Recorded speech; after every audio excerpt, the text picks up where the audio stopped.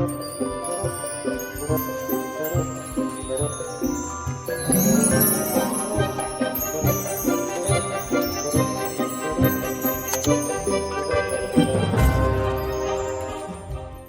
to Magic Monday, a day to spark your curiosity and ignite your creativity with the latest in AI and technology. Every Monday, we delve into the magic of AI, exploring new frontiers and unlocking the potential of technology. Hit like and subscribe for a weekly dose of inspiration and innovation. Let's start the week with a leap into the future.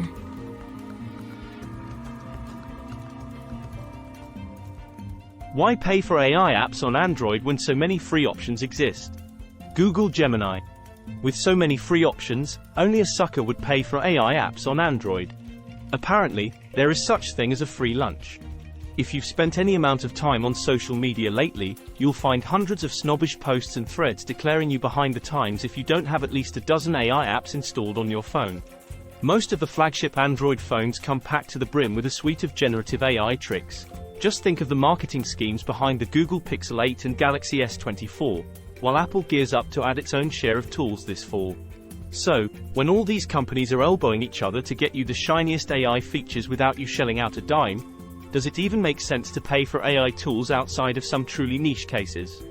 There's an AI app for that, and that too. I can see M everywhere.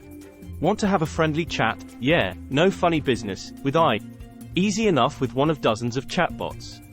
Do you need an artistic image made within seconds? AI can do that for you in no time. Need to quickly put together a code snippet?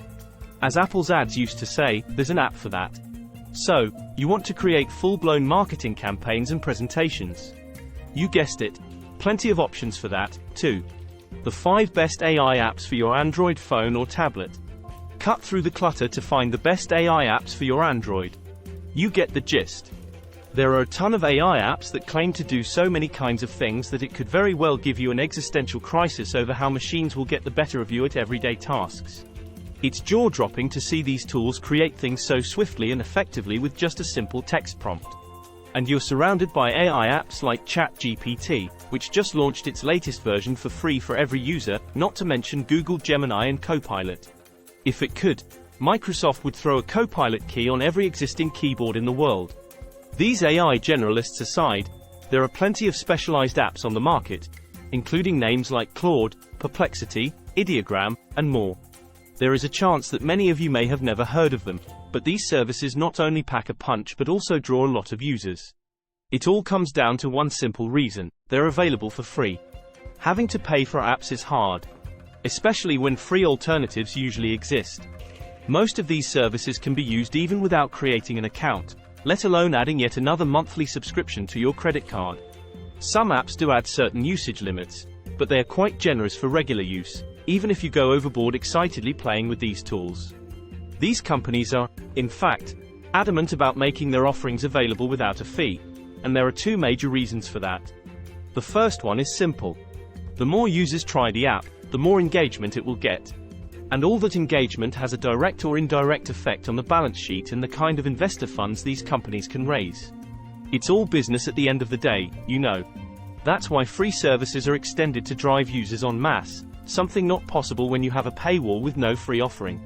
The second reason is something you must have heard a bunch of times: data is the new oil. So, when a lot of users interact with an AI tool, they are basically training it with their exchanges, for which you should be paid for ideally but aren't. Ask anybody in the industry and they'll tell you how crucial this organic training data is for AI to learn from real queries and user patterns. It's a goldmine, to say the least. These companies themselves have a massive incentive to offer free services to the general audience, while only selected features are put behind a subscription for the professionals. Google's model for the win. Turns out Google figured out one thing perfectly. You don't need to pay for Google's services.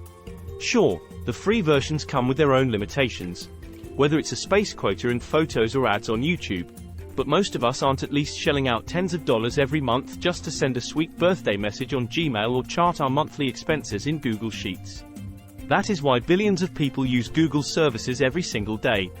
Other tech giants like Apple and Microsoft have free versions of many of their core offerings as well. Even OpenAI joined the fray more recently with its most powerful LLM, GPT-4o. This model is far more capable than its predecessor with its multimodal capabilities. Yet, OpenAI has made it available to free users, with some usage restrictions, which means you don't need to cough up $20 a month to access it. When OpenAI does that, it puts pressure on other companies as well to make the best offerings available without charge. Google has made many of its flashy AI features like Magic Editor, Magic Eraser, and Photo Unblur available for free with limitations. You earlier needed either a Google One subscription or a Pixel phone to use these. While Samsung may decide to charge you for its generative AI features on the Galaxy S24 series starting in 2026, there will always be free alternatives from Google and others that will be equally good if not better. Knowing Google, it will double down on its AI features in the next few years to stay ahead of the curve when it comes to smartphone users. What is Galaxy AI? What can it do, and how do I use it? Learn more about Galaxy AI and how to use it on your Samsung Galaxy S24 phone. While paid services will exist for specialized use cases or to do some things slightly better than their free counterparts, that slight difference will never be perceptible or worth the extra spend for an average user. We're quite literally struggling with people taking AI-generated content for the real thing, so finding differences between two AI-generated pieces is a long shot that you can ignore right now and in the long run, too.